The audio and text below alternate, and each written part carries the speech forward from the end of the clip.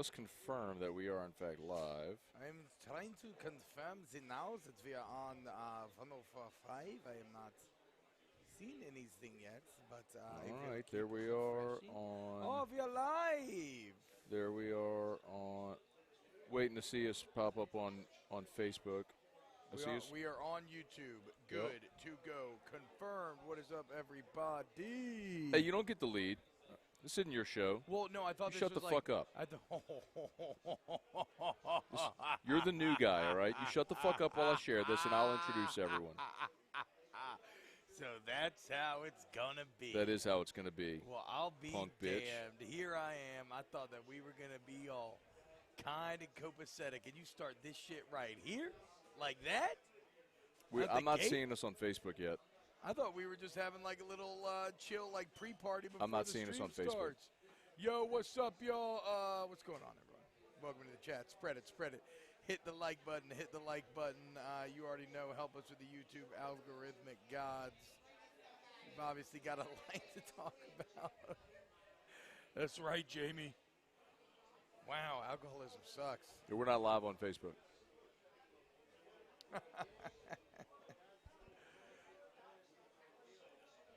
Everybody, get your takes in. Get your takes in immediately.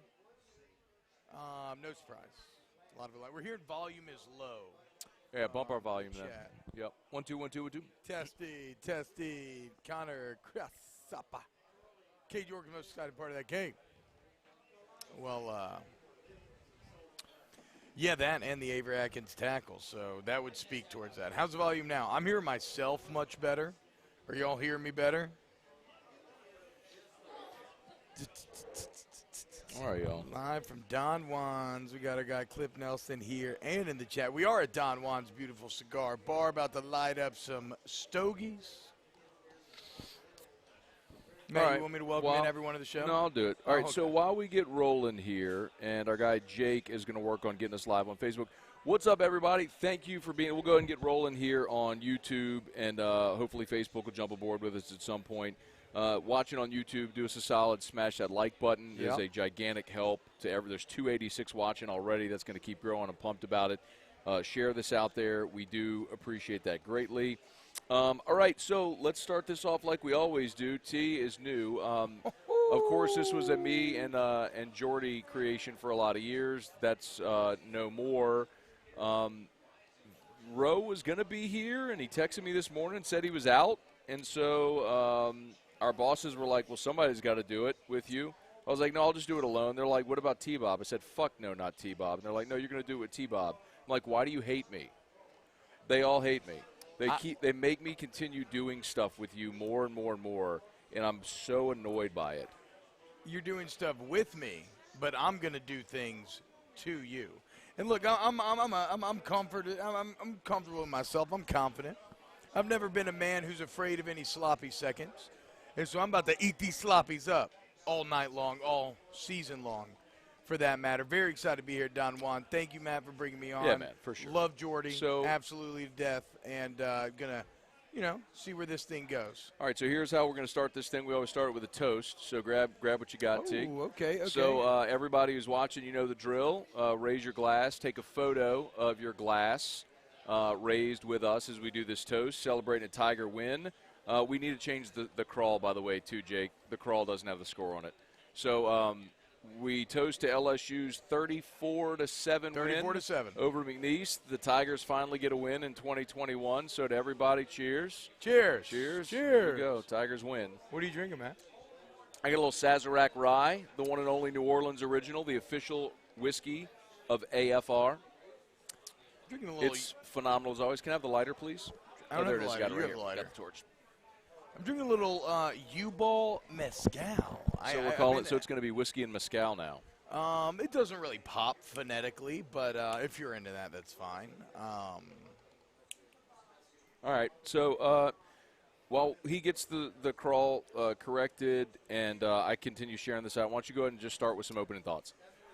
Well, it's my opening thoughts are a lot of what the chat's espousing right now, and that much is obvious. Look, the defense did their job. The defensive line in particular, looked like an SEC team playing an FCS team. And honestly, Matt, that was the goal, right? Like, that's what you just needed it to look like. Nothing you were going to do. While we have things to talk about from improvement, there was nothing anybody was going to do tonight that was going to make everybody happy. Everybody's like, oh, yeah, O's the right man. LSU football is back and all that, right? True.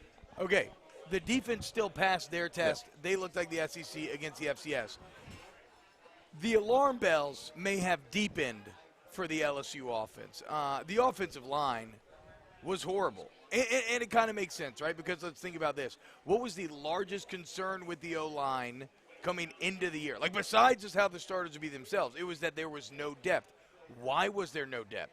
Because we knew that the next generation of O-linemen just had not looked impressive or inspired confidence at all. Well, it should come as no surprise tonight. You had 3 of those guys starting, and it did not go well. I mean, no push up front. You did see a greater diversity in the running plays, right? Like, you saw Hornboss, you saw Powers, you saw jet sweeps, a toss jet sweep, even an end around. So you saw a greater diversity of plays. But it didn't lead to much more success. Just no push on the offensive line.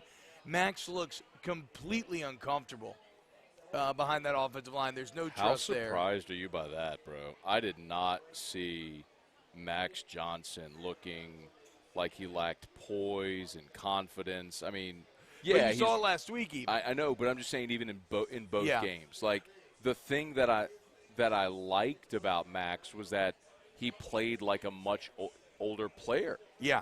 You know? Yeah. So no, a lot of the intangibles. You're right. You're absolutely right. A lot of the intangibles that we were banking on.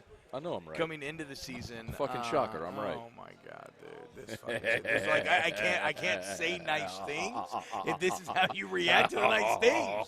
Like, even if I agree with you, I'm never going to agree with you. But yes, yes, Max.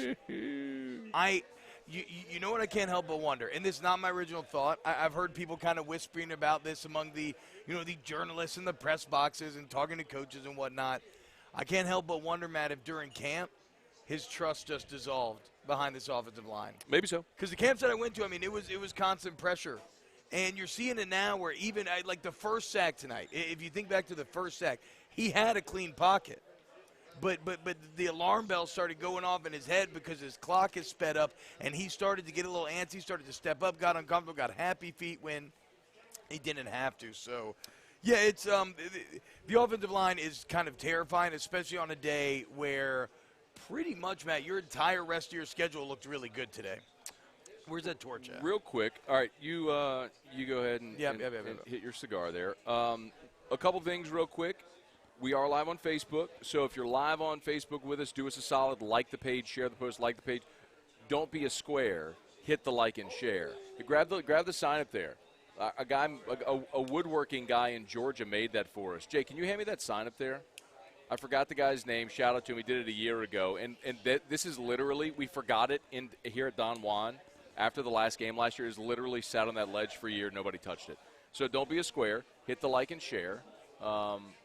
Yeah, we still don't have a place for this. I'd have to, put it here if we had something here. But it's okay. Don't be a square. Hit the like and share on Facebook, YouTube. Smash the like button as well. We appreciate it. We'll give you some shout-outs. Super, super, super gigantic thank you to Don Juan Cigar Bar. This place is so cool. It's in Town Center. If you're in Baton Rouge, you know where Whole Foods is. Just look directly to your right. It's right here. Next door is the retail shop. This is the bar. You could tell top shelf liquor, whiskey, scotch. I mean, if it's scotch or bourbon or rye, whatever, you have a mezcal. They've got beer. They've got TVs everywhere, all around, these little private bays where you can sit. It's a great spot. So, and they have a private room that's open as well that they've opened since last year. A private room, right on the other side of that wall. You get frisky enough, I might be taking you there after the show. I will punch you in the nose. Teach you a lesson. I will punch you in the nose is what I will do. So this is so Don Juan Cigar Bar, and our presenting sponsor tonight is GameCoin. If you live in Baton Rouge, you have probably had someone in the last month say, "Hey, have you heard of this GameCoin thing?"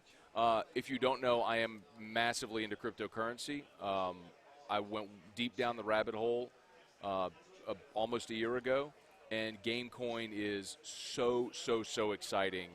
And it is pumping, and I love what their mission is as far as getting athletes their own cryptocurrencies and also a philanthropic, charitable aspect of what GameCoin is. So thegamecoin.net, thegamecoin.net, or if you're watching on YouTube, in the description, there's a link for a video of how you can buy GameCoin. If you're into alternate assets, just trust me.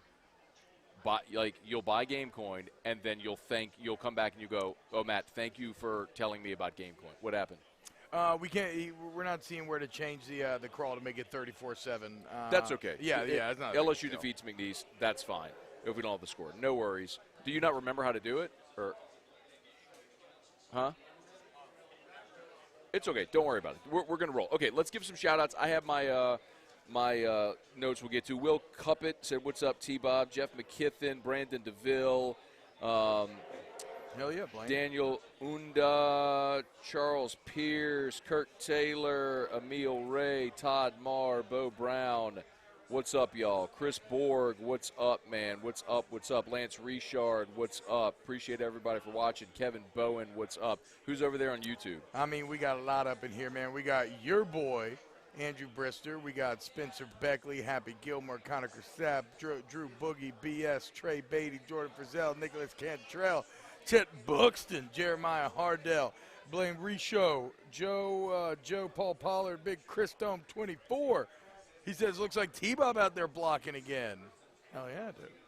Hey, I don't think that was a compliment. Oh, yeah. All right, let's run through the game a little bit here. So I got my notes. Feel free to interject if there's anything. McNeese got the ball to start the game. LSU forced a 3-and-out. That was actually a pretty consistent theme in the first half. McNeese had 1, 2, 3, 4, 5, 6. They had 7 first-half possessions, and of their 7 first-half possessions, they went 3-and-out 5 times. The other 2 possessions ended with with a Mason Smith sack. No, a Mason Smith sack. Yeah. And the fumble. Oh, yes. On the third and 8 with the fumble. So, and the fumble was forced and recovered by Jaquelin Roy. So who LSU had a monster game. LSU was dominant defensively in the first half. A couple of my observations, like you said, no run game in the first half or really at all. And that's the saddest part. Let's be painfully clear. That is the most impactful part of tonight, right? Because that's like the one thing you needed to see. I appreciate a more diverse set of plays in the running game, but the push is non-existent, dude. It's horrible. So, no run game for LSU. We did, though, get to see Armani Goodwin for the first time. In his first carry, he goes for 21 yards, around left end. He looked awesome. Hit the hole with some speed, raced around left end, and then he comes up gimpy on the sideline. It's that kind of year, isn't it? He did come back in the game, had one more carry for 2 yards. So, unfortunately, we didn't get to see a full dose of Armani Goodwin tonight. We know he's been battling a shoulder deal, but it looked like he tweaked his ankle. Corey Keiner was actually LSU's leading rusher tonight. 11 carries for 56 yards, had the 23-yard touchdown run. Actually, that last scoring drive, it was basically all Keiner. The last scoring drive was the thing is, it was 3 plays, 50 yards, and Keiner had 2 of the runs, and one of them was the 23-yarder. The one before that, he was looked like Darius Geis bowling people over. So he looked good late in the game.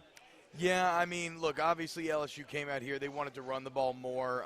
36 attempts on the night, but here's where it gets scary, man. On a night where you're still running the ball deep into the second half, Matt. So, take the Keiner stats, for example, right? Those came when the game was already out of reach, late in the game. That's when a defensive line's will should be broken. Like, you've been leaning on it, you've been run all night, okay, that's when you start to break through. Despite that you went through, despite the fact that you had that happen, 36 carries, 126 yards, dude, against McNeese. 3.5 yards a carry. It's not good. Now you're seeing, though, why we were so highly critical of these backup offensive linemen in the few times that you got to see them last year. I think it was like Vanderbilt, maybe one other time. I saw nothing really in spring except for, I think I said, Anthony Bradford looked like maybe he was getting ready. Charles Turner was going to be half in a player. And all of those fears have come to light. And even coming into this season, like, okay, everybody's returning. They're going to be, at least the starting 5 will be solid, right? But if people start to get hurt, that could spell real trouble. What happens then we figure out maybe the starting 5 isn't even that good? and then people get hurt. Yeah. Because that's where you are now. But that always happens with the offensive line. Yeah, every year. And that was the point all throughout. Like, when you have the 8-month build-up to the season, bro, like, fucking everybody's going to always pump Sunshine. It's just you convince yourselves of certain truths. Like, every recruit is a fucking 5-star and going to be an All-American, and everybody else's team is shit because they lost all their talent. You know what I mean? It's like, yes. And every coach you hire is going to be awesome. And then the game starts and Yeah. you find reality. I did that with Pete Jones hard. No, but that's exactly the point. But I went back and listened to the AFR Open the day they hired Durante Jones. I mean, man, I'm super hopeful, but the reality is you just hired a guy, hadn't been a coordinator in 12 years. This is a massive risk that Ed Orgeron has taken. And, I mean, it looked better today, but how much of that was a product of who you were playing? The thing that I'll tell you was most encouraging for me defensively was that your defensive line whipped their ass. Like, they had so much pressure. Every play. Cody Orgeron. Let me see if I can find the fucking defensive. Okay, so I can't on ESPN's box score. I can't find sack numbers. I know they had 8 sacks tonight. Mason Smith got himself a hat trick, Matt. Second career game. I get it. It's McNeese, but that's a true freshman. LSU had 8 sacks. Yeah. 16 tackles for loss. Damn. 4 pass breakups, 3 quarterback hurries.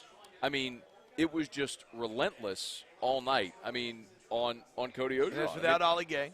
And without Ollie Gay tonight. We're talking about positive. Look, and without Glenn Logan still. And how about Neil Farrell? Neil Farrell left the Rose Bowl last week. Like, couldn't even put weight on his foot. He played awesome. I got to say, though, nobody loves to celebrate like Neil Farrell. I think he had they stopped him from no gain in the first quarter, and this dude hit he hit the gritty after a first down run stuff. He's gritting in the backfield. I'm like, Neil, just chill a little bit. It's too hot right now. The fans are too pissed. This is not going to work out for you at all. So Mason Smith ended up with 3 sacks, 6 tackles in the ball game. Yeah, they couldn't handle him, and you know what? He would have had no. They would have had 9 sacks. But on the first possession of the second half for McNeese, it was a 3rd and 8. The holding calls, the back-to-back interference calls? No, that was in the first half. Look, they held McNeese to 142 total yards. 142 total yards. So stellar job by the defense. That was the second possession where the holding calls. On the first possession, LSU got the ball, started second half, went 3 and out. McNeese had a 3rd and 8. LSU gets the sack, but Mason Smith had a personal foul for hands to the face. But they did come up with back-to-back sacks to get off, and it was so they get the sack on the 3rd and 8, but the personal foul, so it's 15 yards, and then McNeese ripped off that 30-yard run up the middle. So just like that, they were in LSU territory. But then the LSU had back-to-back sacks on 2nd and 3rd down to get off the field. McNeese ended up punting. So. The defense is obviously the superlative. I'm looking at other stuff from the first half. You know what else? You know what that jumps off the page to me, and it is the stat that just shows how fucked the offense was all night. 4 of 16 on 3rd down.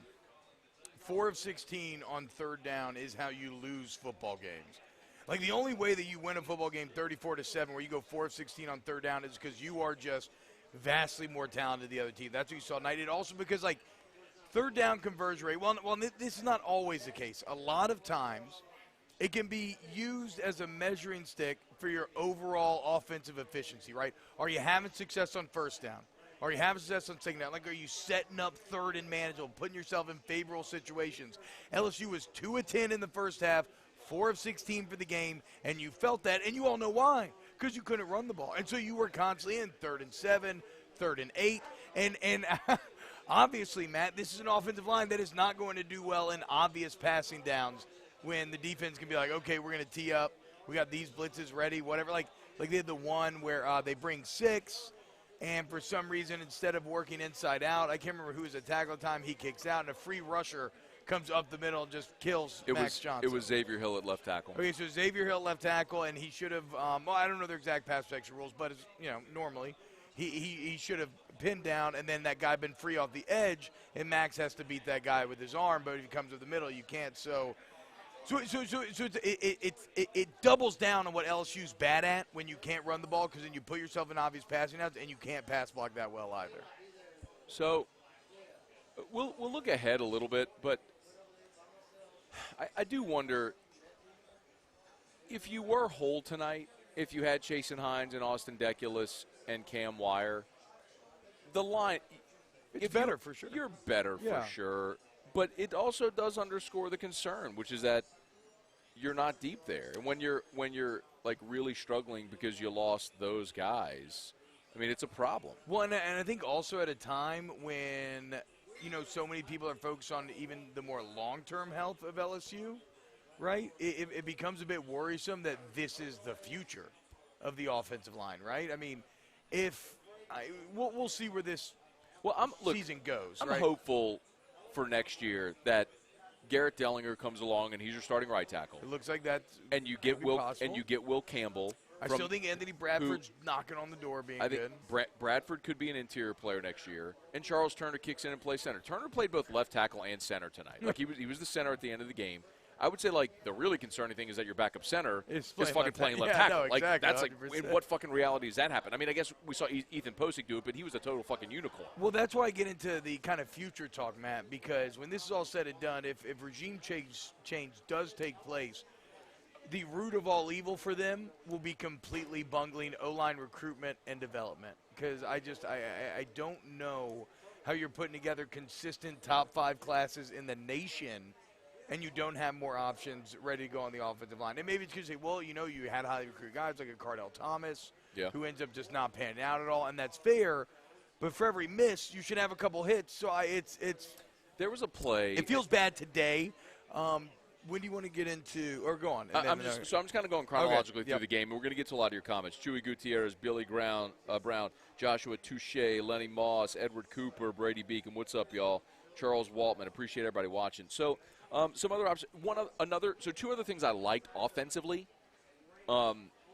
Jack Besh really got involved tonight, dude, and he's a mismatch, man. He's a mismatch, man. Jack Besh. Kayshawn led him with 5 for 31. Oh, so I mean yardage. Yeah, Besh had 4 for 57, and he caught all 4 of his targets. The thing that I like about Jack Besh, and it was, did you get to see him play at St. Thomas More at all? I did not. Okay, so they played Catholic, so I got to see him play a good bit at. Who? Right. Well, who's the fucking team that's going to be a donkey that runs over every fucking team they play. They shut out Acadiana yesterday. Trust me. Look, here's the thing. You may not give a shit. That's fine. But the thing I've told everybody is what you should care about is that pipeline is full straight from Catholic High to LSU. You better fucking hope because they are loaded. You got Emory Jones coming over. Clyde was a stud for your 2019. I mean, guys, like you've had some dudes come over there. And I'm telling you, the cupboard is loaded right now. And I don't care what you think or say. My point is, Ed Ogeron better go set up shop in that fucking parking lot because there's so many dudes on that campus right now that they need to get. So anyway, Jack Besh, my point about Besh, Catholic, you saw. I got to see Besh. Besh is like people are gonna look. I would say people are gonna look and go, "Oh, white receiver. He's a possession guy." Like Jack Besh is a long-legged strider, and he is fucking fast. Jack Besh could play receiver at LSU, but I love him in this role. At 6'2", he's not a massive tight end, but they can even put a little more weight on him, maybe some size. He is just a mismatch. Linebackers and safeties are not going to be able to run with him. And I don't think it's just because you played McNeese tonight. He had a catch last week against UCLA early in the game for 17 yards, and I think that's going to persist. They're going to be able to use Jack Besh in this passing game. It does feel like you're starting to see the top weapons coalesce here. Definitely, Keyshawn Butte, all he does is catch touchdowns, obviously. He is target number 1. Who is target number 2? Is it Besh or Palmer? So the other thing that I like tonight is they found creative ways to get Trey Palmer the ball. Yeah. They ran the tip pass to him on the sweep action, where they just sort of like shoveled it to him coming across. And then they gave him a carry around left end as well in the red zone, like inside the 10. Some of the more diverse running options. Yeah, man. So we saw a little creativity to try to get Trey Palmer the ball, and I like that, man. It was different. We didn't see that last week against UCLA. So why do you pull it out now? I don't know. I don't care, but I liked seeing it. So the Trey Palmer stuff I thought was good. Mentioned Armani Goodwin. How about the number of times that LSU went for it on 4th down? Look. They were 2 out of 3 on 4th down. Yeah, and the 2 successful ones obviously coming on the first touchdown drive. The third was a disaster. fucking stuffed by McNeese. Are you shitting me? And I He know, fumbled. yeah, but bro, even if he, no, for sure. Like even if he didn't fumble, Yeah, no. I don't think he was getting that thing. No, that was the ultimate kind of like fuck. Like that's how this O-line's going to be tonight, I guess. But that was peak pissed offness on Twitter during the game. Yes, 100%. Was the whole fucking Twitter, my text line, can't get a fucking yard against McNeese, can't get a fuck this. That was when everybody shat the bed. I think at that moment I played into it and I tweeted, "Is this the hashtag Joe Brady offense?" Question mark. I was like, the two. Oh, I'm so fucking sick of hearing Joe Brady. The 2 4 maybe downs. Maybe it wasn't the Joe Brady offense. Maybe it was the Joe fucking Burrow offense. Well, I mean, it's hard to argue with that right now. But the 2 4 downs on the first drive should tell you though, Matt, that everybody knows the score. The coaches knew what was on the line, right? They had to be aggressive. They knew the defense was obviously going to be way better too, so you could lean on them a bit more. You had to fucking score points, and then they managed to do it well in the first drive, and then I hate to say this, but I mean I lived through this. It felt a lot like some of those Miles games against FCS teams where we would just be like 3 and out, just horrible, grinding, non-rhythmic. Just couldn't get anything going. I mean, eventually you break through, and you get this exact score line. I know. Like this exact score line, and that's his point. I do want to talk about real quick. Facebook, please like the page, share the post. Welcome to everybody who just jumped aboard with us on Facebook. Please like the page, share the post. Don't be a square. Hit the like and share. And if you're on YouTube, 904 watching. Let's get that over 1,000. Baby. Let's get that. And of the 904 watching, we have 177 likes. We can drive that higher. If you're watching right now, hit that thumbs up button. If you're on your phone, X out of the live chat, hit the thumbs up. You're not going anywhere. You're just Xing out of the chat. And then hit live chat. The comments populate right again. So do us a solid. Smash that like button. We appreciate it greatly. All right, you were saying. I was just saying, how do you feel? I want to pick your brain. How do you feel about what you've seen out of Max Johnson now through 2 games? I'm disappointed. I expected more. Just candidly, and maybe it was our fault for expecting too much, but watching him for 2 games at the end of last season, I legitimately thought I don't think Max Johnson is the guy that is ever going to wow you with his arm strength. Like Finley was the guy with the arm strength. Yeah. Finley was the guy with the physical ability. Yeah. Max Johnson was the guy that Ryan Clark said it best. Ryan Clark told me last year when I said, "Hey man, what do you think?" Because he got to practice. He's like, "Yeah, that's how it's supposed to look. Son of a quarterback, just technically, fundamentally sound. Not going to wow you, but he's going to make the right decision." So, like, last week, dude, I can't shake the thing with him throwing the ball behind his back last week. I just can't shake it. It's like, that's the thing I would have never, ever expected from him. I mean, he played 6 games last year. He started 2. It wasn't like it was the first time he ever fucking played. I mean, I don't want one play to follow the kid around, but that play and the interception last week were terrible. And it dovetailed into this week because the pressure is busting him a little bit. Well, he's definitely getting happy feet, even when he has clean pockets. And look, let's be clear. I want to be clear about this. It's a hard ask of Max, right?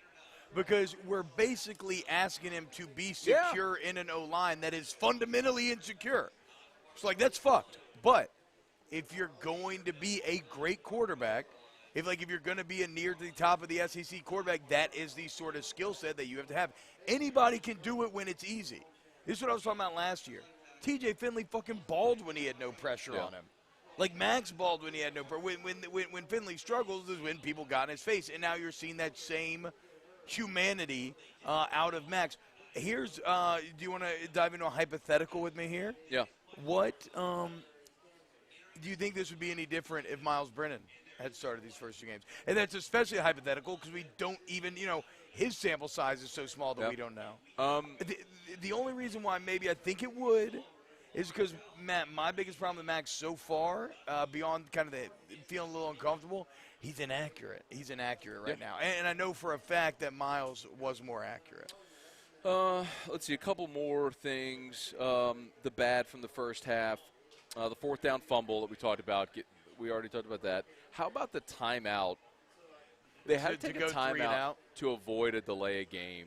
And that was a big complaint, after last week. But that was on – it was the first – LSU got the ball to start the second quarter. Like, the McNeese punt ended the first quarter. LSU got the ball. Max's first pass got deflected at the line. So it was a dead ball. Like, his pass got deflected, and then before they ran the second down play, they had to burn a timeout because the play clock was running out. Like, what the fuck are you doing, man? Yeah. I mean, I don't even put that on Max Johnson. I put that on Jake Peets. No, like, that's coming from the booth. That's on like, Peets. The play call's got to get in there, too. And if it's not the play call coming in, what this offense has become is what it was with Jordan Jefferson and Jarrett Lee, the check with me bullshit. That's what it is, T. It's like you come up to the line, you clap, and you wait. And then you step back and you look to the sideline, and then you come back and you clap again. I mean, that's like the check with me bullshit. I know there are successful offenses that do it. Yeah, I think, But it's maybe not inherently flawed, but it's not working great with this team. That's my point. Yeah. Like, if it were working okay, but it's not working for you, and if anything, it's putting you at a disadvantage because of your inability to run a play efficiently. That sucks. Yeah. You've got to be more efficient than that, man. Burning fucking timeouts after an incomplete pass. I mean, it's not like some fucker was running 50 yards downfield and you had to wait for him to get all the way back and huddle up. You know what I mean? And that puts you in a time crunch. It's your own coach's undoing. These are – a lot of people are saying, like, Les Miles offense in the chat, Les Miles game. I mean, that's a clock management error right there. These are the sort of things that end up getting you fucked if you're a coach. Like, these are the sort of things that people think about, they just, like, stick with and doesn't leave them. And then these sort of things, too. Jacques Doucet tweeting after the game. What's up, Jacques Doucet? Comparing scores is dangerous. This is true, right? This is what he said at the beginning. Comparing scores is dangerous. But Division II West Florida scored 42 points against McNeese last week and gained 472 yards. The Division II West Florida Argos were the 2019 Division II national champions. Argonauts, baby! Put some respect on their name. That's what shout out to Trivia Carter. He told me that his wife was an Argo. LSU scored 34 and gained 309. The other thing, we did get to see LSU run a 2-minute offense at the end of the first half. And they got the ball at their own 37. They went incomplete pass. Then they threw the ball to Booty on the sideline, and he bobbled it. I'm not going to criticize Keishawn Booty because he's a stud, but that was his one oops of the game. I agree with I'm on fire in the chat. A lot of drop balls tonight. Entirely too many drop balls. Jeray Jenkins. Summer 10,000 catches, supposed to be back, and too many drop balls. Jeray Jenkins had one. Brian Thomas had one at the end. It didn't really matter, but he did have one. You mentioned, it's not. I struggle, man. Our perspective is so fucked from 2019, right?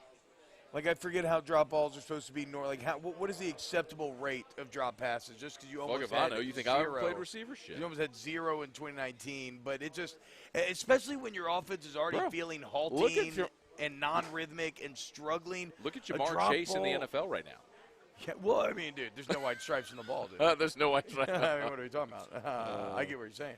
No, but in all honesty, Matt, you know what I'm saying? Like, when your offense is already struggling, you already have a quarterback that's not hitting that rhythm, every drop ball feels like a twisting of the knife. It just has a little extra pain to it. Wes Wally said no leadership with Max.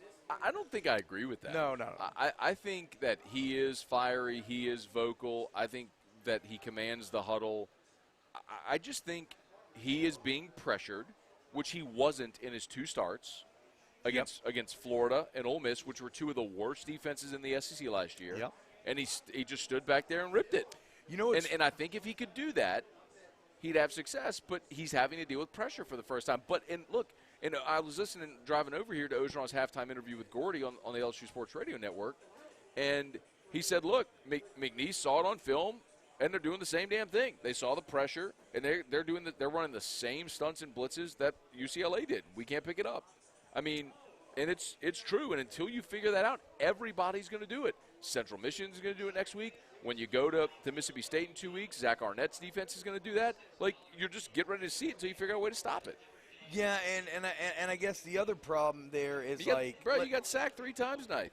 3 sacks, 5 tackles for loss. Well, and it's one of those kind of vicious cycle sort of deals, right? Like, if one of Max's biggest flaws already is inaccuracy, then the pressure just causes more inaccuracy, which causes more 3rd and longs, which causes more pressure, which causes more inaccuracy, and it just becomes this, like, repeating circle. I need to stop trying to project, and I just need to stick to fucking film review. Because last year, that was my consistent line, was that I wasn't really seeing a demonstrable difference between Max and TJ. But then, the wins, and it was like, everybody's like, no, I'm telling you. And so I bought fully in. And it's not even Max's fault. I think a lot of us are at fault for just acting like he was already a known entity and a sure thing through 2 games. And it's not helping him that this offensive line, what he went through at camp and the revolving doors, just the constant pressure, it's definitely getting to him a bit. He is still young. It is still fixable. And it's not like a total train wreck. I mean, we're not in the Brandon Harris, Anthony Jennings days. Are we? I think it's a step above the Jarrett Lee, George Jefferson days as well, too. You said that earlier. I don't think I agree with that. But it's not where you were hoping to be. That was just – I only said – because that was the check with me shit. I see what you're saying. My bad. No, I'm not saying this offense is that. No. I'm just saying that's it. That was just the check with me thing. We've seen too much of the check with me's during the Les era. That was my only point. Okay, somebody asked about the positives. I went through some positives. If we want to get into a coaching decision positive, Matt, although the 2-minute drive left a lot to be desired, the into the half strategy was nice, right? Calling the 2 timeouts and you stop McNeese, saving the third, so you still have the middle of the field open to you, so you can set up a field goal. Because while that didn't come into play this game, maybe it's Mississippi State, one of these other SEC games that looks more and more intimidating every week. You may need a 50-plus yarder to win a game. And the strategy of retaining one of your timeouts and sacrificing an extra 30 seconds to keep the middle of the field open and set yourself up for like a Cade York 58-yarder game-winning attempt, that's a good strategy. Like that was at least good, the correct clock management, aggression, getting the ball back. It just didn't amount to anything tonight. Hey, man, shout out to everybody on Twitter who toasted with us and posted your pictures there. Toasted and posted, bro. Willie Mays Hayes showed us his picture there. Alex Day. Y'all are all getting retweets. Shout out to you. We appreciate it very, very much for that. Shout out to the true degenerates that stuck around all the way through the 4th quarter and saw the Avery Atkins suplex. How about that? That was a fucking positive, dude. The former All-State safety out of Alabama taking the returner and literally suplexing him over his back. Bro, nobody thinks the kicker's coming to fuck you up, but, bro, if it's Avery Atkins, he's going to do it, bro. I mean, that's what that shit is, dog. Josh Bergeron, build the whole offense around Cade York, TBH. Hell yeah, dude, field goals every time. Let's go. If you want positives, but then again, that also goes back to exactly. So, I mean, I bitched about this last week, and I got basically, had tomatoes thrown at me, but. Kick the 57-yarder? Why not? People got pissed at you for that? Yes. Oh, I thought that was a losing play, not kicking the 50. Not kicking the 57-yarder was weak, and then not going for it on 4th down in the red zone when UCLA was hitting you with haymakers was weak. For all the talk of new analytics, winning football, how many times did you see in that Ohio State-Oregon game did they go for it on 4th down in the red zone? Okay? 7 means a lot more than 3 in a lot of these situations, and 3 means a lot more than 0. Absolutely, they should have kicked that 57-yarder last week. And tonight, Cade York sets a Tiger Stadium record, Matt, not once but twice. 55 and 56er records. Jacques Fisher, somebody tell the red hat dude she's ripe and ready to go. Are you looking at the screen? No, I can't. My eyes are bad. Look at the screen. Look at your screen. I see a little TV timeout. That's the TV timeout guy. He needs to get off the field. Let us play, and you can go play as well. Let's go. Oh, somebody's having fun. We're at 932 watching on YouTube. Man, let's push that shit over 1,000. Let's go. 321 likes. Let's drive that number up. Real quick, shout out Don Juan Cigar Bar for everybody just joining. This is our home for whiskey and wine. Me and T-Bob all season long. Right here from Don Juan Cigar Bar in Town Center. This is packed for the game. You're welcome to come watch the game here. TVs everywhere. Great selection of booze. You can see the top shelf. They've even got some Pappies up there, which is great. Have a premium cigar. And then Don Juan, and right next to us here is Don Juan Cigar Company, where it's the retail shop where you can go buy their humidor, giant walk-in humidors next door. So great spot here. And then, of course, GameCoin. If you're on YouTube, in the description on YouTube is how to buy GameCoin. Chances are that in the last month, someone, or in the last week probably even, so someone has said to you, hey, have you heard of Game? Has this happened to you? What? Someone has said, hey, have you heard of GameCoin? Yes, someone did actually say that to me. This is a thing that basically, it's a cryptocurrency that is blowing up, and it is like, just trust me, if you are into alternative assets, alternative investing, at least do yourself a favor and learn about it. TheGameCoin.net, TheGameCoin.net. And if you want to buy GameCoin, there's GameCoin produced like a 4-minute tutorial video of how to buy it, and it's linked in the description below. Okay, go ahead. Jay Russ was asking what SEC team do we actually beat this year. Fuck you, Jay Russ. I saw that other comment, by the way. But What do you say? nothing about it. It was just talking shit. But My wife wouldn't be happy if he was talking shit to you. Well, yes. For some reason, she likes you. Actually, yeah, well, you're thinking sponsors. Thank you to Erica Moscona, who gave me this delicious How about this shit? tray of cookies. Look at the. Can you hold it up? T-Bob's Tiger Treats. She even made and you. it says. She made a fucking sign Yep, for it that says like a good T-Bob's sign, too. T-Bob's Tiger And it Treats. says, love the nice Moscona. How about that, dude? I think her and Drew, I think there's two nice Mosconas. Yeah, so she is the most thoughtful person ever. Okay, but She don't make me boxes of cookies so to go. Jay Russ is hitting on something here, though, Matt, where all of this I'm starts to buying feel a red little. hat coin. Drew Boogie, I'm buying red hat coin. They aren't just straight getting down, bro. Where Like, this, they are. what if, like, I mean, we don't know their status. What if, like, Dude, what if somebody's with Oh, I somebody know, and I then, know, like, they shouldn't they'd be. like, I mean, this is a bad place to be posted up if you're running around. You're being streamed live, brother. Everyone sees what's going on. Okay. So my other doom thought of the night, though, dovetails with what Jay Russ is saying, Matt. Mississippi State kicked the shit out of NC State. Kentucky looked damn good in that battle versus Mizzou. I don't know who ended up winning that game.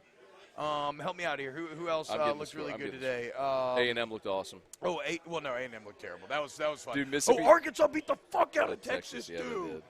Sam Pittman, How about KJ that, Jefferson bro? How about that, man? beat the fuck out of Texas. Dude, I didn't see that coming. I thought Texas would win and cover. I thought I thought last week Texas beating the piss out of the University of Louisiana at Lafayette was a sign, like I that, agree.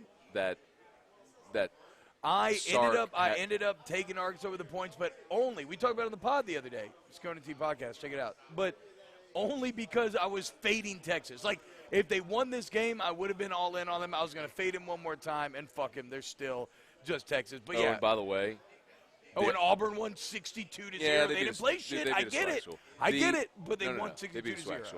The other thing that I'll tell you that's worth watching is Florida. Anthony Richardson from Florida my God, is bro. a fucking. Did you see the backflip before the game? Oh my God, Jeremy Hill 6'4", texted it to me. 240. He was floating through the fucking air. The quarterback. I don't know how Dan Mullen justifies playing Emory Jones. He's a fucking disaster. Meanwhile, Richardson was like 3 of 3 for a $152 and 2 scores, and then ran for an 80-yard touchdown. Like on the 80-yard touchdown run, he came up limp. So I don't know if he's going to be able to play next week, but they got Bama next week. Florida Bama next week. If Richardson's a go, that's going to be a battle, man. Like, are we sure? Yeah, it's in the swamp. I trust Dan Mullen as an offensive coach in an offensive era, and if he's got Richardson pulling the trigger, yes, I do. Isn't that such a funny thought, though? Trusting Dan Mullen, but he still keeps playing Emory Jones. So what the fuck are we doing? That's a great question. That's I mean, fair. like, yes, I agree. Dan Mullen can game plan the fuck out of an attack. Like, he is a beast. Jeremy Hoskins said open the checkbook for Lane Kiffin. I don't think you'd have to open the checkbook for Lane Kiffin. I think he'd fucking run from Oxford to Baton Rouge. So you believe that? What? Would he leave Ole Miss for LSU? Yeah. Fuck yeah, I have leave a lot of trouble wrapping my head around the that. Fuck would you stay at Ole Miss? You're not even, like, you have to compete for talent in your own state. You get constantly poached by Alabama, Auburn, and LSU bordering you. You're one of the lowest revenue programs in the SEC. Fuck yeah, you would leave Ole Miss for fucking Tommy Tuberville left Ole Miss for Auburn. Fuck yeah, he I'm would. talking My more only about question in is, the context of Lane's. Oh, with Ed? Fuck that. No. In the context of Lane's journey, like, it's kind of been this comeback tale. He seemed to, at Ole Miss, he seemed to have, like, he's really tried to capture the hearts of the community, right? Did the same shit at FAU, bro. Come on. They're coaches. You got to win. You got to rally. Like, while you're there, you got to make the best of it. You got to rally support. You got to be all in, and he is. But he would leave in a fucking millisecond. If he were offered the job, he would run to Baton Rouge. Like, there's not even a doubt about it. Okay, but to go back to the original point, though, with the SEC stuff, it said the road after tonight, Matt, looks harder than it ever has. Like the road to SEC wins. I mean, are you favoring LSU over Mississippi State? You already love Mississippi State. You already thought Mississippi State was going to be way better. Okay. I don't love Mississippi State, But what I said was, I think Mississippi State will be the most improved team in the West this year because, and the explanation I gave on the Moscona and T-Bob podcast was, there's no offense in football that is predicated more on timing and rhythm and reps than that air raid.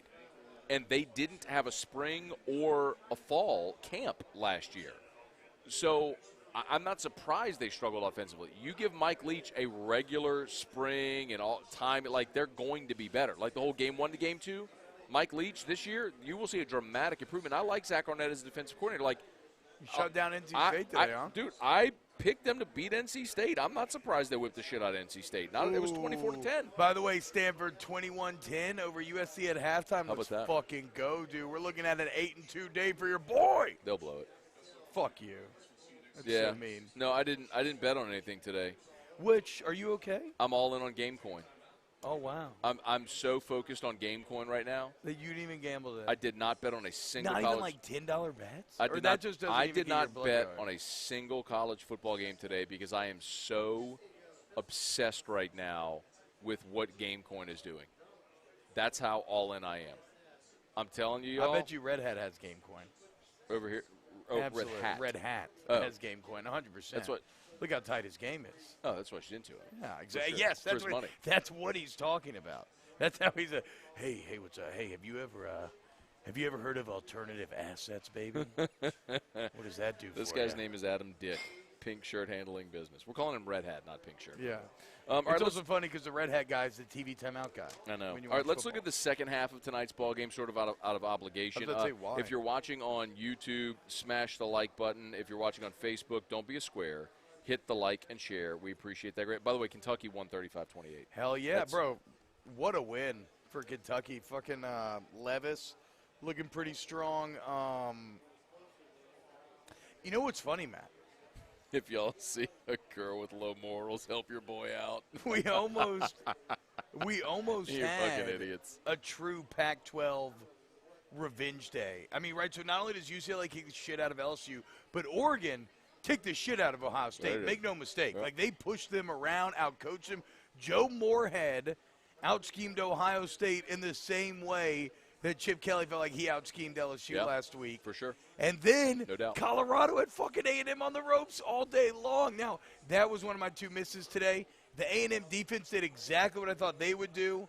A&M's offense, I was already concerned with Haynes King. Haynes King goes down immediately, and they had nothing. I have no after idea that. how the game would have gone if Haynes King would have stayed healthy. Yeah, but the yeah, kid, the backup, Calzada, is a disaster. He wasn't ready. He's a disaster. How about when he finally made the huge play and he's diving into the end zone, he fumbles in 6 the inches Jesus from Christ the in goal heaven. line. Like, it was that kind of day for you, boy.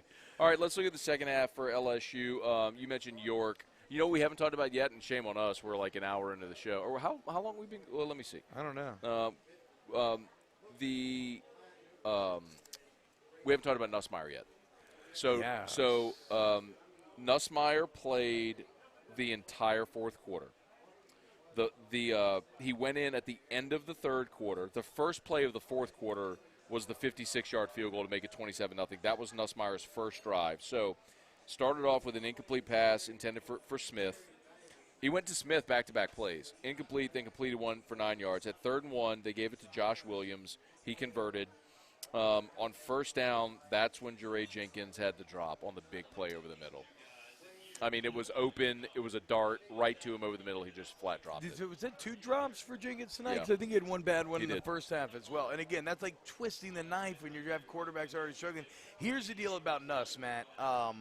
Can I make one more point? About Yeah, real go quick? ahead, go ahead, yeah. So after the Jenkins drop, the next play was actually what might have been Nussmeier's best play of the day. It was the throwaway. He stepped up, shifted, rolled out, ran, and then he went up to the line of scrimmage and didn't cross it, remember? And then just sort of worked his way down the line of scrimmage toward the sideline and then just ultimately threw it away. It was great presence, great awareness of where the defense was, where the line of scrimmage was, and then ultimately not to make a bad decision and force the ball and just throw it away. That's the kind of thing that I sort of expected Max Johnson to do, was to have that kind of poise. I thought Nussmeier might be a little more of a risk taker. Now, he did throw some balls into coverage, and that's a problem. Well, Nuss is a ball of chaotic energy right now. But there was definitely more energy on the field when he was in Yes, and he's got he's got confidence in himself. He's got like somebody called him a gunslinger in chat, Alex Jr. 28. He has that gunslinger mentality that you always kind of hear about, like Favre and those type of guys where he's like, fuck it, I can make this throw. And then even if he throws a pick, he doesn't really give a fuck. Like, he's like, fuck it, I'm going to come back again. Now, you ideally, I think, want to sand those rough edges, but I was glad to see immediately, because it jumps out to you when you see him, and it jumps out to me during camp. But you can see that he just kind of carries himself a little bit different in terms of energy, in terms of confidence, and that, yeah, he's a little shit. Like, we'll see where Max goes, but you do feel better than you did when you thought when you were just down to, your starter and then a true freshman quarterback. Like, people are interested in us. A lot of people saying in the chat right now, Nuss is better, Nuss is better, Nuss is better.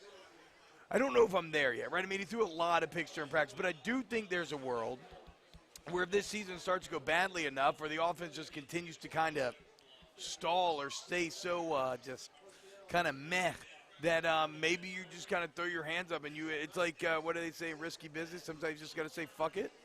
You got to say fuck it and let him and see what he can do. You're not there yet. You got to get an SEC play before you cross those bridges. All right, here's my take on that. Ed Orgeron is undeniably coaching for his job this year. Yeah. He was coaching for his job in 2017 also. Like, there was a very real chance that he was going to be a one-and-done. Yeah, because of Troy loss and everything, yeah. And there were just a lot of people that didn't like the hire to begin. I'm not talking about – I mean, like, board members and, people with influence. And, like, they had the buyout ready. The Matt Canada thing was a disaster. It's hard to put ourselves back there. You know what I mean? But, like, it was a legit thing. And Ed knew he had to win. Matt Canada wanted to play Miles Brennan. He wanted to go with the younger guy. He felt he had a higher ceiling. He wanted to roll with Brennan. But Orgeron knew, and if you remember, Brennan started the second half against Troy and threw a pick down in the red zone. They pulled him, and we never saw him again. Yeah. Because at that point, Orgeron said, I got to win. And, like, Etling may not win me games, but Brennan as a freshman could lose me games. Yeah. And I got Devin White and I think, Richard Lawrence and guys. I'm going to trust them. I think they're in the same spot now. I think Nussmeier probably, because of his energy, his athleticism, has a higher ceiling. But they're probably also thinking, do I really want to throw the freshman into this and run the risk of a fucking TJ Finley at Auburn type situation last year where it's a deer in the headlights and it's a disaster. And I don't think Ed can go there. I think he's just got to play conservatively, lean on Cade York, get points when he can, be boring, play defense if he's got to, but find a way to win games and live to coach another year. I think that's where they are with this. Noah Worley says, and this is just funny, this shows how fickle the winds of fate can be when it comes to football, but he says, I'll take a gamer like Nuss over a guy too afraid to make any mistakes like Max. But that's the funny part, Noah. Like, we thought Max was the gamer. Like, that was the whole reason why we were so confident in him. Because the stats against Florida and Ole Miss, while they were gaudy in terms of volume, they were not gaudy in terms of efficiency, right? But he made the plays that needed to be made to win the game. So he was the gamer. Now he's not ever. And also remember this. There's always, when a team is failing to meet expectations, there is never a more popular guy in town than the backup quarterback. That's all I'm going to say. That's all I'm saying. Now, do I wish you would have seen more from Max? Absolutely. But it's not a complete train wreck. There's stuff there. I just don't know how you fix it mid-season behind this offensive line that just really seems to be struggling. I don't our feed is buffering. Not on I think we're good on YouTube. No, YouTube's they're both buffering. Oh yeah, I just got hit with buffering as well. Is that our internet cutting out though? Yeah, I think so. It could be I'm saying, like, we could still be live but not being able to see it, because also it's not just our feed. My Google Doc is also trying to connect. So I think the Wi-Fi in the building may be screwing up. Okay. Yeah, the Wi-Fi in the building is screwing up. But okay, all right. You get what I'm saying? And I know you're a bit older than me. Are we not streaming on the Wi-Fi? I know we're probably. Are we hardwired in? Oh, we are hardwired in. Okay, good. Look at this That's guy. right. Yeah, we are. Look, we are hard. Yeah, you think you know about alternative assets. You're not really that much of a tech guy, are you, I just wanted to make sure that we weren't. I want to make sure we're buffering. All right, so we just lost the. Hey, stick around. You might learn a thing or two there. Fuck off, Moscona. Who brought you here? You weren't even paying attention. I just didn't want to keep talking if we were talking to ourselves. You think I fucking want to talk to you? Yeah, absolutely, dude. You love me. You can't escape me. You literally can't escape me. This is the third show you've had to do with me this week. How crazy is that? But instead of hanging out for 5 hours on Saturday, it's really actually less time overall. They just spread it out. Well, now it's just like 30, an hour and a half. So it's really only a like, little less. yeah, it's like but I have to see you more often. 2.5, so we're good to go. All right. Yeah, we do got to bring Red Hat back for the future shows. Maybe we work him into like the payment here or something. Be good all right, to our go. shit's back. That's good. What are we smoking, Matt? Do you know what cigars these are? Yes. I don't actually know. I got handed a cigar when I walked in here. It's delicious. We are smoking. Hang on, I got the notes. Sorry. It says 4 kicks. We are smoking Mule Kick by Crowned Heads Cigar Company. It is a medium to full-bodied Nicaraguan.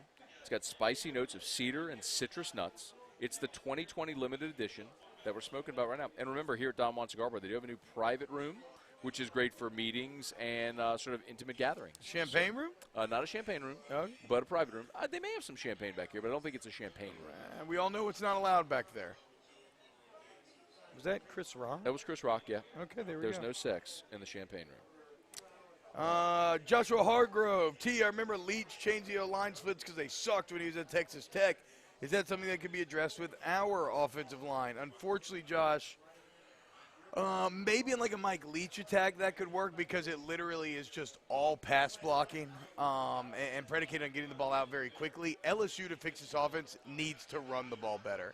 And I don't see splits helping out in that regard. I mean, you know what fucking sucks? It's like we talked about last week is the cohesion, right? The cohesion on the combo blocks has to be better. These guys feel so disjointed. And when guys have to miss games and have to miss time, how do you fix that disjointedness? That's kind of it's. There's a lot of rub 22s, catch 22s. There's the rub, right? There's a lot of catch 22s with this LSU offense right now. It's like the max of the accuracy thing. Did you say rub 22s? I did, rub 22s. What the fuck does that mean? That's what goes on in the private room. Is the rub 22? Rub 22. It's my favorite. But no, but it's like the max and the inaccuracy, right? He's already inaccurate. Pressure makes him more inaccurate. The inaccuracy leads to more passing downs, which leads to more pressure, so on and so forth. So, yeah, I don't know. K. Warren's, where's Emory? Emory is academics. Hey, Emory's academics. John Trey Kirkland. Dude, they played without a shit ton of guys tonight. Yeah. There was no – you were down 3 offensive line starters, which were Deculus, Cam Wire. Jason Hines, Cam Wire. You didn't have Ollie Gay. You didn't have Kirkland, Emory. Jay Ward was out. McLaughlin was out. Another safe, Todd Harris was out tonight. You were without a bunch of guys that are. You still know we still haven't seen Malik Neighbors, who everybody raved about in camp, the freshman receiver. But yeah, he did great, and then he got hurt right before the season started. And then you know what? We saw Brian Thomas drop a pass tonight as well, which is super disappointing, man, because he was my pick to be the number 2 receiver on this team. But it looks like Trey Palmer's got that by the throat. Where was it? Neil Johnson, They should get max, or should they get max outside the pocket more? I would think so, dude. It's what they did on one of the touchdowns, the second one to Keyshawn, where they got him on the move. It was like the 3-yard. It was like the 3-yard pay. And they had Besh running like the little, just a little along the line, route. The thing. Now we know he sucks at 2 sports. That's from Necessary Roughness. Don't worry about it. Some people who are old enough to get it, get it. Kathy Ireland. You ever seen Necessary Roughness? Unnecessary Roughness. No, Necessary Roughness. I do know about Kathy Ireland. You know Necessary Roughness? You never saw Necessary Roughness? No, but it's like it's got what's his name? He's in Texas State. Scott Bakula. And he's in college, and she's like the cheerleader or something. No, I've heard about it. Scott Bakula was like 40 years old. He goes back to school to be the quarterback. And then Sinbad's an offensive lineman. Kathy Ireland played on the soccer team. They recruited her to be the kicker on the football team. My favorite college football movie is The Program. It's the best college football movie. Yeah, Program was fantastic. Shout out Lattimore. Game motherfucking time, baby. I used to write GMFT on all my shit. Lattimore. Thanks to Lattimore. Did you also inject needles into your ass? I did not. I actually never did steroids. Oh. I actually never did. I'm not going to lie. There were a couple low moments where I dealt with like a second or third injury in a row. I was like, fuck! And then I looked into it, and I was like, fuck, I'm a college kid. This is way too expensive. I can't do this. And so I just couldn't do it. Like, Looked into it, like what I saw. Stayed. I could not do it. How can we get Russell Shepard the ball? Ask Grant Rabelais. Charlie Pennison, what's up? Trey Bagby, what's up? Drew Hurst. I don't know what's Michael up with Falgout. the drop passes, LSU Tiger fan. That's one of the big kind of annoying questions on the night. Again, positives. Cade York did. Turn around, guys. The show is behind you. Oh, Cade York, that's a rub 22 if I've ever seen one, baby. The poor guy doesn't even realize his whole night is being streamed live to thousands of people. Yeah, man, we're putting him on blast, dude. Or we're just showing a solid game. He's got a good game plan. He's making the necessary adjustments. He's finishing drives, closing out the fourth quarter. What time do we start? Like, we do need to, because we have to be off of YouTube after 90 minutes because they start it's spinning out. We need to know for sure, like, maybe text. Who's producing Hannegriff's post game? 54. Good. We got 30 minutes left. Perfect. Okay. Other positives. So Cade York did break the record twice for Death Valley night. That was tight. 56-yarder, 55-yarder, then a 56-yarder. I still can't escape what a fucking beast number 0 is. Mason Smith, 3 sacks. Also, Jaquelin Roy. Great night for Jaquelin Roy. Did Ojulari do anything off the edge? I know he was getting pressure. Ojulari did have a sack. Ojulari had a sack and a TFL. Let's see. He had the sack. Where is it? We're down. Maybe it was just TFL. Thought he had a sack. Maybe the sack came off the board. All right, let's run through some of the check some comments people have. LSU outgained McNeese 306 to 142. Are you more encouraged that the defense only allowed 142 or discouraged that the offense only put up 306? Definitely. And you know me. I'm the resident sunshine pumper here, so this hurts me. But I'm more discouraged because I still think this LSU defensive line is pretty good, right? Like, they were even pretty good in quarter 1 versus UCLA. Now, a good UCLA line wore them down, and some bad scheme with Chip Kelly just completely out-scheming you led to UCLA hitting you for a bunch of big plays. So, like, I understood a bit more why that defense sucks. I think they're better than they looked against UCLA. They came out. They did what I more expected them to do tonight. I expected the offense to be able to run the ball tonight, and you fucking couldn't. And that is, I mean, again, 3.5 yards a carry against a McNeese team where you ran it over 30 times. That's a problem. You should have worn them down. You should have ideally worn them down by the end of the game. And it looks like a realization of the greatest fears about not just the starters, but the depth of the O-line being a problem. So, unfortunately, and also, Matt, I mean, look, that's where all the focus was going in tonight too, right? Was how was Max and the O-line going to look, and would it give you hope for the next couple of weeks? Ricky Rodriguez, what can help the run blocking?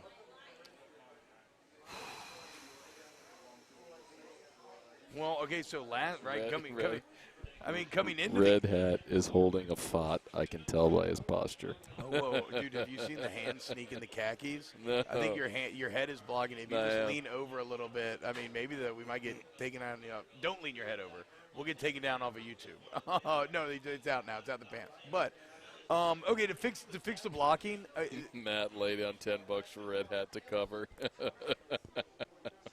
This is where I'm disappointed. Poor guy. His whole night is being streamed.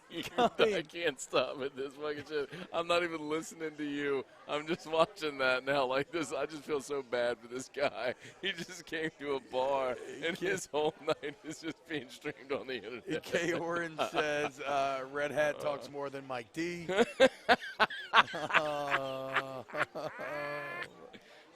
Mike D is my boy. I would have said to be better at the run blocking, you needed a more diverse rushing attack. You got that tonight, and it still kind of sucks. So at this point, it's kind of like I don't really know, man. I don't know. Why can you not get lower than McNeese and just double team them and blow them off the ball? I don't know. Dean Stewart, y'all stop talking. Put on some Marvin Gaye and let your boy close it out. Let's get it on. Bro, everybody is just commenting on this now. If you're on Facebook, if you just joined us, do us a solid. Don't be a square. Hit the like and share. Don't be a square. Hit the like and share. YouTube, let's see where we are. We're still over 900 watching, 929 with 374 likes. Y'all, God damn it. We have 900 people watching and only 374 likes. What the like? How hard is it just to hit the fucking thumbs up? Well, they how don't like fucking hard you. is that? They don't like you. Well, a lot of people like me. Huh? There are probably 10 people watching because they like you. And maybe those 10 already hit the thumbs up. But let's go, man. See, yeah, it might only be 10, but at least 9 hit the thumbs up. I've got a great, you have a very small audience. Yes, but a committed small audience. We'll hit the fucking like button, right? That's the key. I have a very large audience. Yeah, but they're shallow. They're fickle bitches. You attract yourself. You surround and attract fickle bitches naturally. Oh, man. All right, let's see. We got to get that fucking number up. Like, what if would you hit the like button if I'll tell you what. Oh, my God. I got an idea. Spencer B. Redhead's trying to split the V-gap. I got an idea.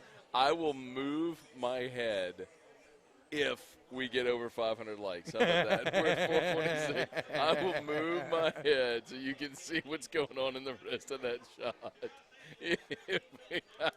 This is so awful. Oh, man, it's so good. All right. Hell yeah, Grow. I see you, bro. I see you, Joe.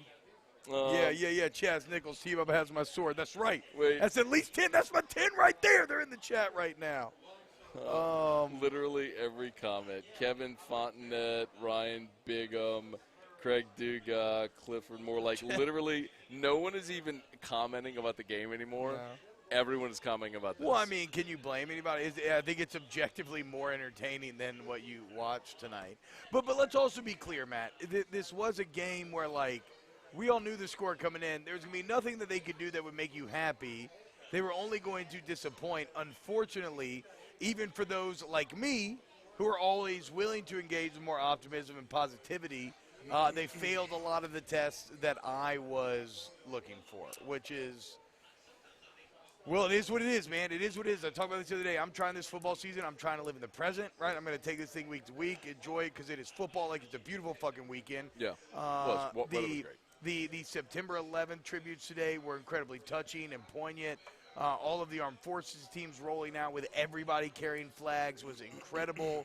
Obviously, with everybody's gone through with Ida and then Katrina. I mean, yesterday was the 16-year anniversary of the Arizona State game in Tempe post-Katrina. So, like, whatever. Like, there's a ton to be thankful for. That's what I'm trying to focus on. Unfortunately, shut the fuck up. I don't know that that's going to make LSU be any better than 7-5 or 6-6. Central Michigan comes here next week, by the way. They beat Robert Morris 45-0. They played a close game at Mizzou last week without Jim McElwain, by the way. Where's Jim? COVID? Him and Lane? Him and Lane. You think they had something going on? A little red hat action. Shark trip? Little shark fishing trip? Just fucking banging sharks? But I'm going to tell you, man, like, Central Michigan, I don't know what the line's going to be on that game, but Central Michigan is, let's see, the ESPN Pick Center is calling that 33-18. So. What's the ESPN Pick Center? About 15 points. It's like their metric and all that shit. Like, that's what their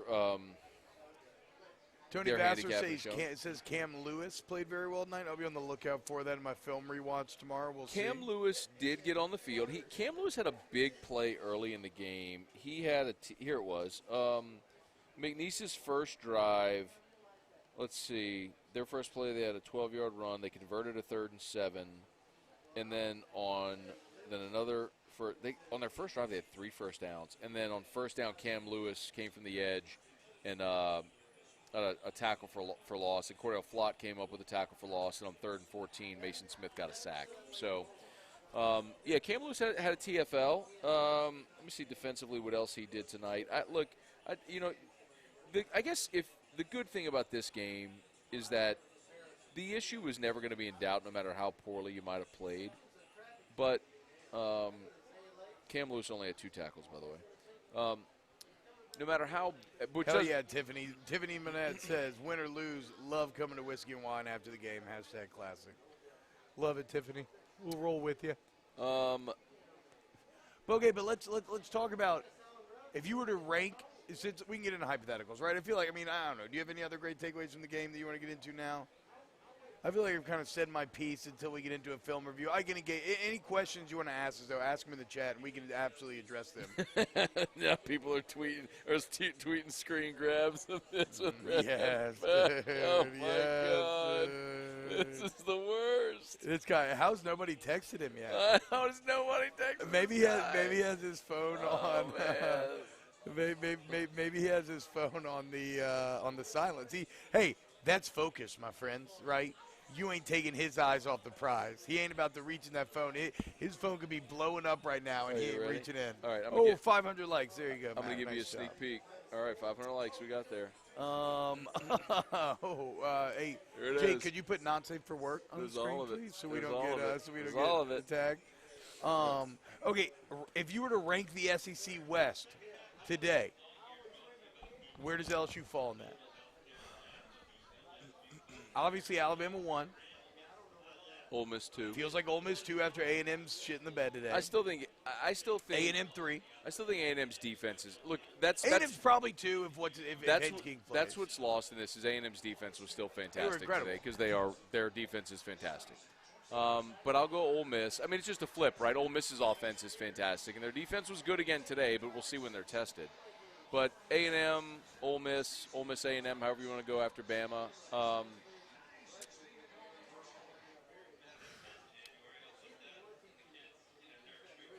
Are you willing to put Mississippi State over LSU yet?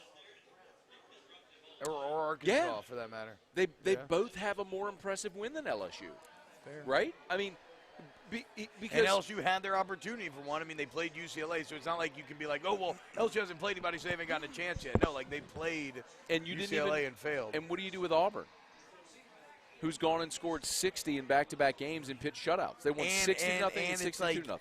you know, if nothing else, Auburn has a veteran quarterback, for whatever that's worth. We'll see how Bo Nix does in SEC play, but a veteran quarterback and Tank Bigsby, who's a fucking animal. How's Auburn's offensive line? Do you know? I don't know either. Is that kind of crazy, though? I mean, through 2 weeks, LSU feels – through 2 weeks. They have the least impressive resume Yes, through 2 weeks.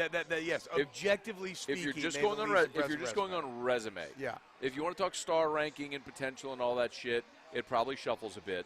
But if you're just going on resume through 2 weeks, LSU has been the worst team in the West. But the Josh Pate guy from 247, he's been having a lot of pretty solid takes lately. Is he the guy that picked LSU to go 10-2? Because he nailed that shit, right? Wait, did he? I don't know. No, that was Barrett Sallee, I think. Sallee did.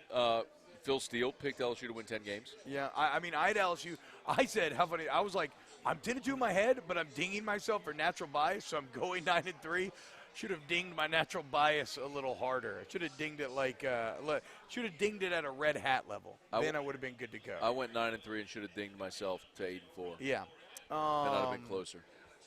Yeah, now 8-4 feels. But I'll tell you the other thing too, though, man. Like, here's how I'd put it to you, and then we'll get to we'll just do your questions for the remainder of the time. But real quick on Pate, all I was saying is like, because you mentioned star rating, you're right. LSU blue chip recruiting way higher ratio than a lot of these other schools that we don't have as good a resumes as. But star rating doesn't mean shit if you can't win at the line of scrimmage. Texas A&M has way better athletes than Colorado did, but they couldn't get shit going. I mean, their quarterback couldn't hit a bar, but also they weren't winning at the line of scrimmage like they needed to. And that's, I said it before the season, offensive line was going to be the biggest limiting factor. I just didn't think it would be this limited. Cody Mayers. Someone should have put some soft Peter in Red Hat's food. This is a family show, for fuck's sake. This is definitely not a family show.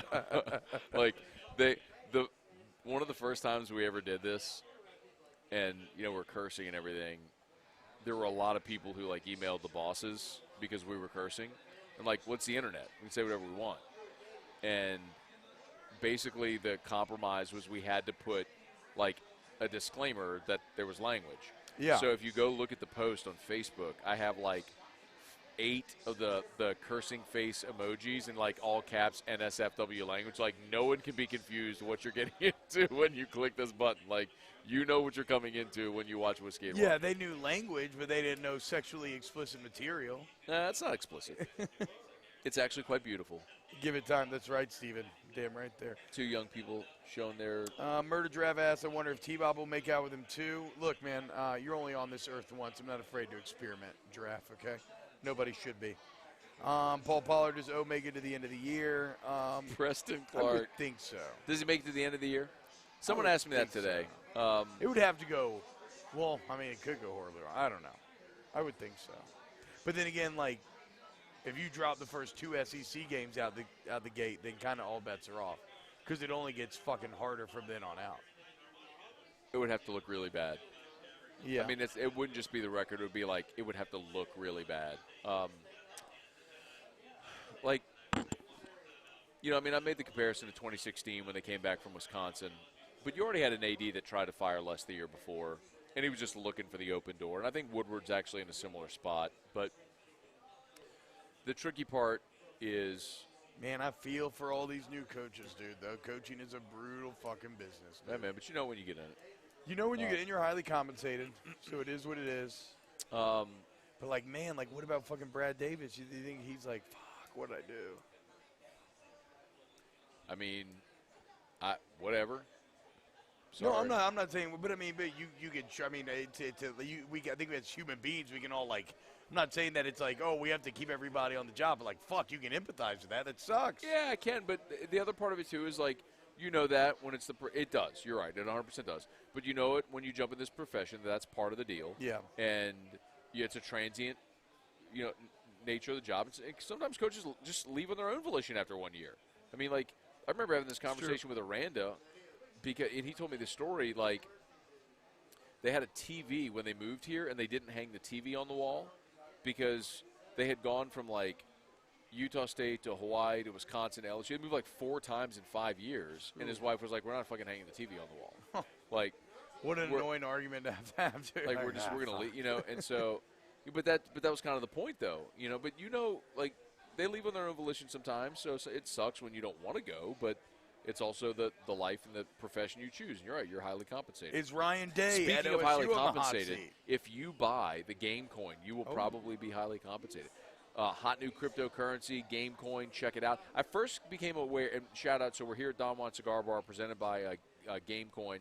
You can learn more at thegamecoin.net, thegamecoin.net. I first found out about GameCoin when NIL rolled around, and the Matchpoint platform that, you know, matches student athletes with businesses. I saw LSU athletes matching with GameCoin. So GameCoin was doing some NIL deals on Matchpoint. Like, what is that? And then about a month ago, maybe about 3 weeks ago, it was like boom, boom, boom. I started having people in my circle saying, hey, have you bought GameCoin yet? And then I started looking into it, and I started seeing some of the gains people were having, and then I learned more about it. I was like, okay, I'm in. So I'm in. I'm very much in on GameCoin, and you should be as well. If you're interested in buying, Thank you for sponsoring GameCoin. If you're interested in buying GameCoin, which is a cryptocurrency, it is complicated to buy, but there is a tutorial of how to buy it, and they made a YouTube video. It's about a 4-minute video, 4 or 5 minute video, and we did link that in the YouTube description. Or you can just go to YouTube and search how to buy GameCoin. It's about a 4-minute video, 4 or 5 minute video, and it'll walk you step by step through how to do it. So you're welcome, by the way. You did time check there, Jake. You're welcome, sure? everybody who's going to buy GameCoin. Okay. Brian Landry says we have to interview Red Hat. Bro, you think we're gonna cockblock that man like that right now? No, that's a good point. That's a good point. I mean, we got how much? 17 minutes. Okay. He said an hour 17, so we got 13 minutes. Oh, okay, 13 minutes. And that's actually, we might have started a few minutes late, so you got to make sure, maybe call back into studio and see when they're going live, because we'll have to be off YouTube when they go live. Oh, okay. Major Mangos going a little against the grain here. All right. This guy needed to close this out 1 hour ago. He's let the time slot slip. Awkward ass hug out incoming. Oh, man, that would be disappointing for everybody here on the stream if that was the case. Talk clear, she's about to bounce. Let's see. Julian said better start practicing getting the ball out in more than 2 seconds for the running game. Get it, wait, what? Or less than 2 seconds for the running game. Get the ball out in less than 2 seconds. What is he talking about? Is he talking about getting the ball out Just in like, passing plays? Yeah, or 1-2, boom. Yes, no, look, I think so. This is something that my old man used to always talk about, right? When he would play, like, that Eagles defensive line where they had like Reggie White and Jerome Brown. They were fucking killers. Or you should listen to him describe playing against Lawrence Taylor. And Lawrence Taylor's red cocaine eyes just off the edge, just looking like a demon. But he knew when he played these teams, like he knew that ball had to be out when he hit his back foot. There was just no question about it. And that, to me, is how you maintain a rhythm with an offensive line that is struggling. And maybe, Matt, that's where it's kind of at odds with Max's kind of normal playing style where he wants to make sure he makes the correct decision. You maybe don't have that luxury in this offense, or maybe he has to be willing to make more errors, but just go for it, get it out on time, and give his receivers a chance. I mean, maybe. That's not like a winning strategy. I'm just saying that might be the reality of the situation, how they have to adapt to make it work. Those comments say, can we all agree that if LSU loses to Central Michigan or Mississippi State, Ogeron's gone? Is there a possibility? So bear with me on this. Is there a possibility that this could basically be like 2017 again, where you had the disappointing early loss to Troy, they got blown up by Mississippi State? We were having these conversations like, oh, they might not win another game. Golden ticket was Florida, and they did it. And they beat Florida 17-16. Missed PAT by Pinheiro. Pinheiro, this is only one of his career. Missed a PAT. You win 17-16. They didn't lose again other than Bama. Bama was the only game that lost us away. They went 9-3. I mean, like the only way that happens is because the defense, I do think, could drastically improve still, right? Do you agree with that? Yeah. Right, like the defense can hang with the teams that we've been seeing. I think. Yeah, they got out schemed pretty bad in game one, but you could fix that a little more zone. Derek Stingley didn't practice at all in the preseason, so he should only get tighter and tighter as it goes on. Oh, we got to stand up. We'll see where this goes. So that could happen, but it doesn't feel likely at this point. But we'll see. That's why you got to go on this journey. Are they leaving, or is this a pee break? I don't know. No, I think they're out. We're seeing hugs. Why? What's happening? Oh, no. Are they? Oh, well. Saying goodbye to friends and fam. Show just ended. Oh, man. Our show just ended. What? The show just ended. Oh. We have no more content. We're done. Okay, well, maybe this is the final comment then. Red hat, blue balls. That comes from Spencer P. Great job. Great job. Great job, Spencer P., dude. In the long lineage of whiskey and wine, we've had things like fucking Hat Horn. We've had fuck you, Michael Terry. We've had Chill Out. What was the woman that was fucking all over, like, crushing Jordy? Meredith. Oh, really?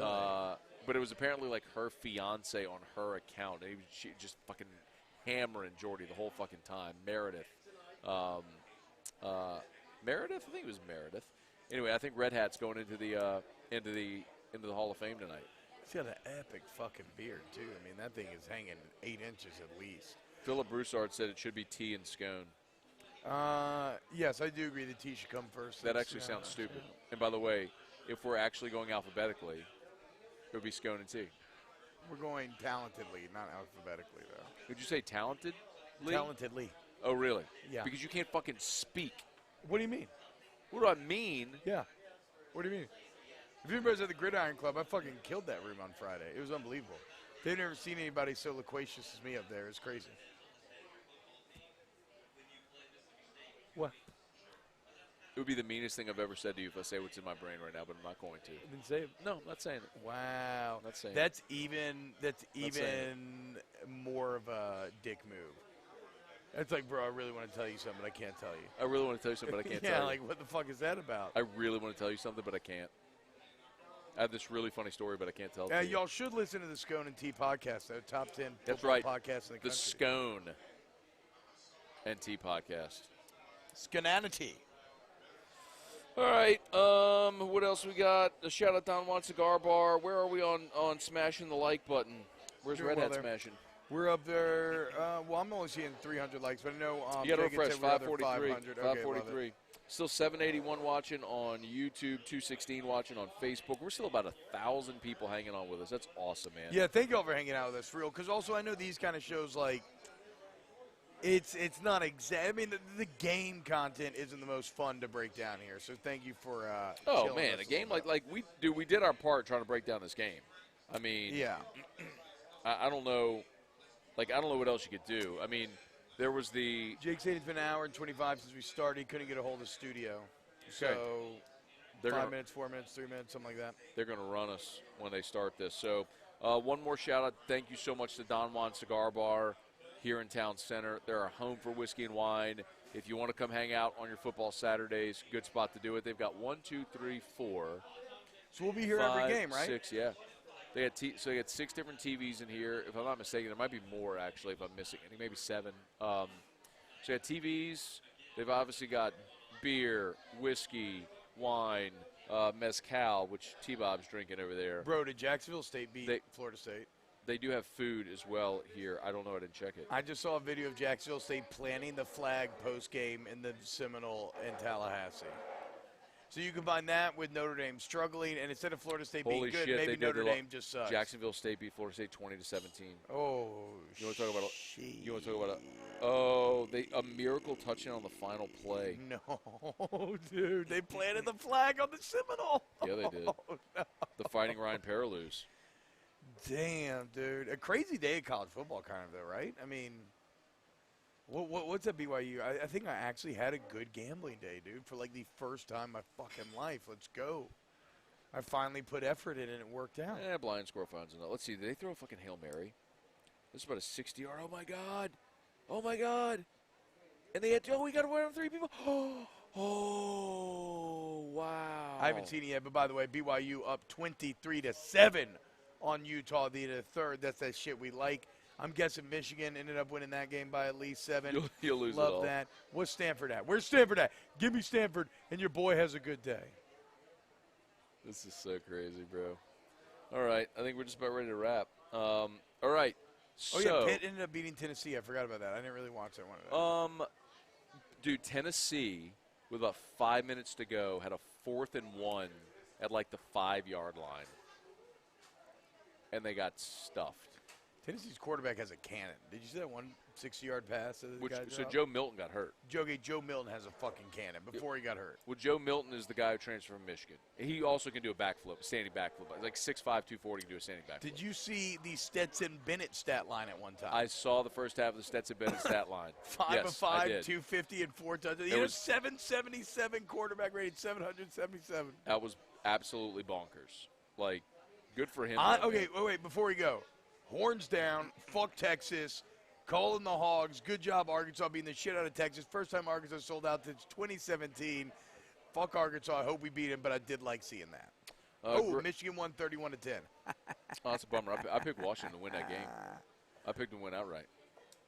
I mean, I don't know. I told you on the Moscona and T-Bob podcast, right? But, you can lead a horse to water. You can't make him have good opinions. What are you going to do? You know what is a good opinion? Come to Don Juan Cigar Bar. Okay, never mind. Wow, I'm shocked. And buy GameCoin. Do you feel like Arnold Schwarzenegger? What do you mean? You ever seen Jingle All the Way? Yeah. I'm like Tom Arnold. I'm eating your wife's cookies, and they're delicious. Put the cookie down. When he calls home, and Tom Arnold, is it Phil Hartman or Tom Arnold? No, it's Phil Hartman. My bad. Phil Hartman. Rest in peace. The best nosy neighbor of all time in that movie. Howard, his wife's cookies are delicious. Put the cookie. Okay, never mind. I tried to go somewhere with that with you, and you left me hanging. Why are you the worst ever at everything? What? Exactly. I zoned out. Y'all have a great day. So thank you to Don Juan Cigar Bar. Oh, and y'all stop being so horny for Mario Cristobal. I didn't see any of y'all out here when Oregon was beating Fresno in the last minute last week. That's all I'm saying. That's true, bro. Patrick Cason, what's up? Brian Landry, Kevin Fontenette. Appreciate everybody, man. If you're on Facebook, do us a solid. Don't be a square. Hit the like and share. Like and share on Facebook. And on YouTube, smash that like button. Let's get that thing rolling. So, shout out to Don Juan Cigar Bar. Thank you so much to GameCoin, thegamecoin.net, thegamecoin.net. If you want to buy GameCoin, the how-to tutorial is linked in the description in the YouTube video. All right, we're done. We're done. Later, y'all. Listen off the bench Monday. Film review coming. Don't listen off the bench. Yeah, listen to me AFR. in the morning. You don't have to listen to AFR. It's a win-win. Actually, nobody listens off the bench anyway, so it's fine. Check the YouTube number.